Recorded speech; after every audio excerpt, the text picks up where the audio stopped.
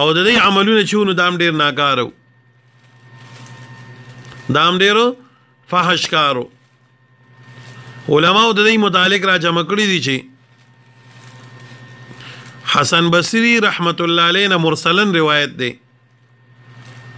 چې نبی علیہ الصلوۃ والسلام ارشاد فرمایلو چې لس ناکار خصلتونه په قوم د لوط علیہ السلام کې موجودو دا غي د وجه نه په الله تعالی هلاکت راوستو لومبه نمبردار چې د نارینه سر به بدعملی کوله دویم نمبردار چې شراب بیسکل دریم نمبردار چې په لوټو په کانو په غټو به خلک وشتل سلورم نمبردار چې ډولکی به غول پنځم نمبردار چې شپېلی به وال شپږم نمبردار چې کونتاري به ساتلی وغې ته به تانې غول په برابر به لبولې اوم نمبردار چې دای به د ریخمو جامې سړو اغوستلې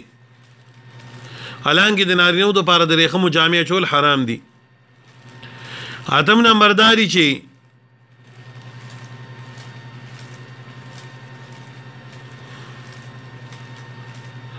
تانی به غول نهم نمبردار چې ګیره به خروله او لسم نمبرداري چې بریتونه به پرې خودل وې د ګیرو پرې خودو دا عمل دا کټکول دا عمل لومبه دی شروع کړو ښا د ګیرو کټکول دا بد عملی په مقدس مکه لومبه دی شروع کړو زګم مفسرین لیکلي دی وی شي دی بکله ځوانان ولکان مون دی به بد عملی کولی نو د ګیرې د راتلو نه بعد به بیا دغه بدعملی کار به روان شو نو شیطان ناغې دی وی چې دا ګیره کټ کوي نو تاسو وک شانتي ځوانان لې نو دا ګیره خریل د دینه شروع شو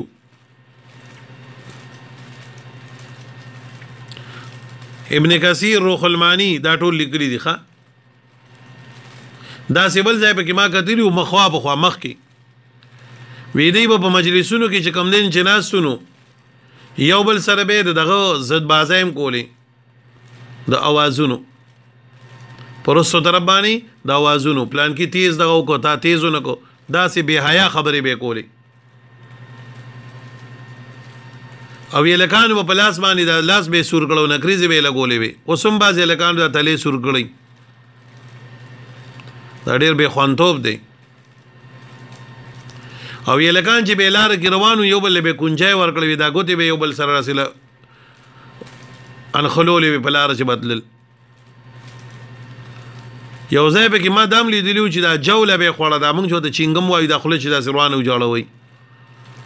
دا سه قسمه حرکتونه به کول چې هغه د مروت د خلافو الله د غي د وجه نه په دی باندې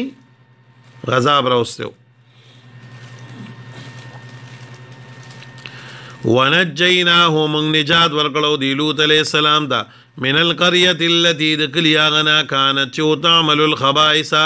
چعمل به کو ناکارا انهم بشک كانوا دی قوم سوء قوم ناکارا فاسقین فاسقان وادخلناهم من داخل